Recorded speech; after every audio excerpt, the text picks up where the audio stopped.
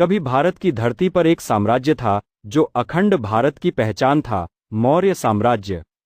चंद्रगुप्त ने उसे खून, बलिदान और चाणक्य की नीति से खड़ा किया था। अशोक ने उसे शांति, धर्म और करुणा से सजाया था। लेकिन समय के साथ वो साम्राज्य जिसने धरती को एक किया था, बिखरने लगा।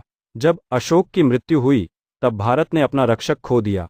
वो सम्राट जिसने युद्धों को रोक दिया, जिसने अपने राज्य में पशु हत्या तक बंद करा दी, जिसकी नज़र में हर प्रजा उसका अपना बच्चा थी। जब वो चला गया तो उसकी विरासत को कोई संभाल न सका। उसके बाद शुरू हुआ वह युग जब सत्ता भूख बन गई, जब भाई ने भाई को मार डाला, जब सिंहासन खून से लाल हुआ।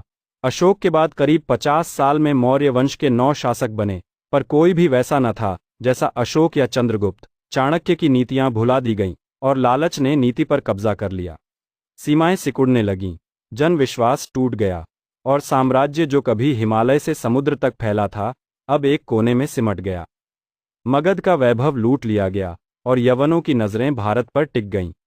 वो धरती जहां नीतिशास्त्र पैदा हुआ था, अब विश्वासघात का खेल बन चुकी थी।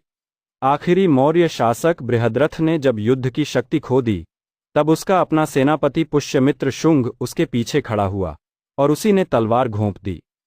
वो पल था जब मौर्य साम्राज्य खत्म हुआ और भारत का गौरव मिट्टी में मिल गया। चंद्रगुप्त के सपनों का साम्राज्य, चाणक्य के आशीर्वाद की भूमि और अशोक के धर्म की रोशनी सब बुझ गई। कहा जाता है, मगध की हवाओं में आज भी वो चीख गूंजती है, हम एक थे पर हम टिक न सके।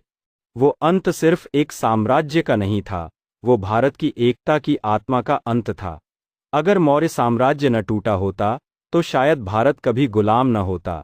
इतिहास गवाह है, जब हम अपनी नीति, अपने मूल्यों को भूल जाते हैं, तब हमारी ताकत मिट्टी बन जाती है। मौर्य साम्राज्य का पतन सिर्फ इतिहास नहीं, एक चेतावनी है कि जब हम एक नहीं रहते तो गौरव भी साथ नहीं रहता।